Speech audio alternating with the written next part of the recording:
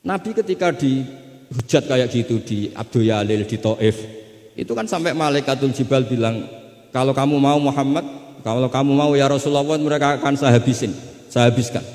Apa kata Nabi? Bal arju ayyukhrijallah min aslabihim ma ya'budullaha wa la yusyriku bihi syai'an. Mungkin bapaknya belum iman, tapi nanti anak-anaknya iman. Kita tahu kan Abu Lahab punya anak Darro, Abu Jahal punya anak Ikrimah, Walid yang kayak gitu getol Nabi punya anak Khalid. Kayak apa sabarnya Nabi, Kak?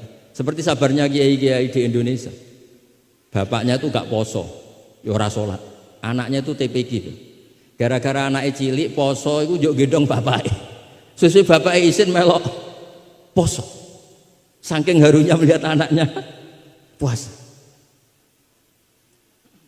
Abdullah bin Ubay bin Salul itu punya anak itu solehnya minta ampun. Saya tidak tahu ketua pondok apa berdarah, mondok di Rasulullah.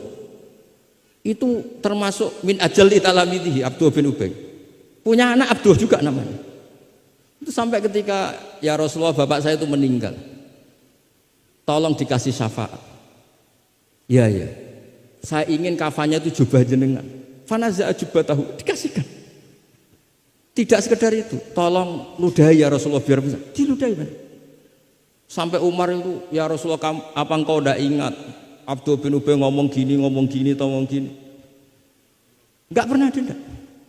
Ya nanti saya mintakan maaf ya Umar. Tapi kata Allah intastaghfir lahum sab'ina marrah falayya wa sa'azituhu ala sab'in. Kalau 70 enggak bisa nanti saya tambah. Itu karena ngergani anaknya.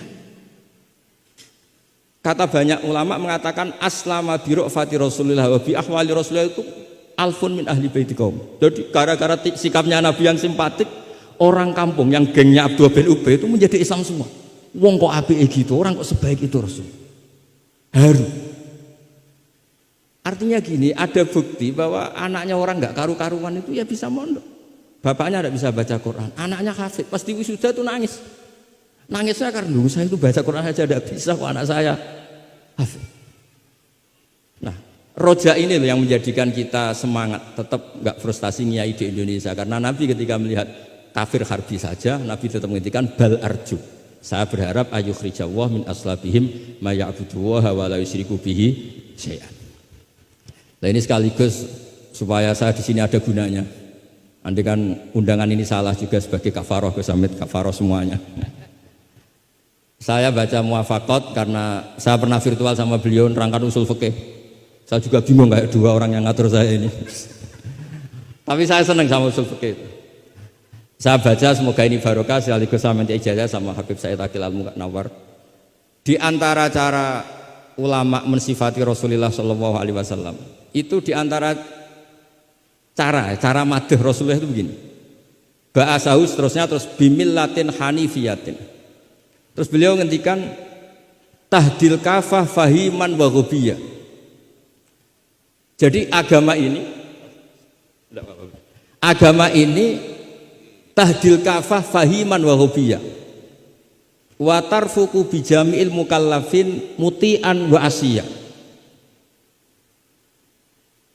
Itu ketika saya tarik muti'an wa asiyah itu gimana? Bagaimana millah? Hadil millah ini bisa tarfuku bijami'il mukallafin muti'an wa asiyah. Nabi kayak apa? Cerita orang baik yang ideal, yang melakukan imtitsalul awamir wastinabun nawahi. Tapi Nabi juga ngendikan syafaati li ahlil kabair min ummati. Kayak apa Quran mengajarkan kita kebaikan yang ideal? Wa ibadur rahmanil ladzina yamshuna 'alal ardi hauna wa idza khatabahumul jahiluna qalu salama wal ladzina yabituna li rabbihim sujada wa qiyama wal ladzina itu ideal. Ada lagi yang ideal disebutkan muhsinin itu apa? Alladzina yunfikuna fis sarra'i wad dharra'i wal kadhiminal ghaidha wal 'afina 'anil nas terusnya. Tapi Allah juga ngendikan qul ya ibadiyalladzina asrafu 'ala anfusihim la taqnatu mir rahmatillah.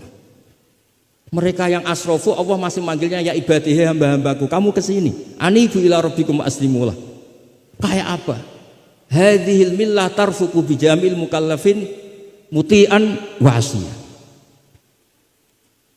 Sehingga Nabi ngertikan mangqala la ilaha illallah dakhalal jannah wa in zana wa in sarqa wa in zana wa in sarqa. Itu kebetulan yang tanya itu Abu Dzar. Abu Dzar itu orang yang fikihnya itu ekstrim.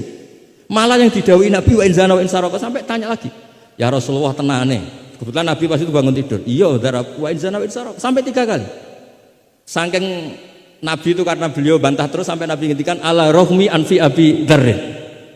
Oh dasar terang ora paham-paham. Abu Dzar terus bilang wa in rohima anfu Abi Dzarrin. Meskipun begitu saya puas karena sudah mengkonfirmasi sampai 3 kali.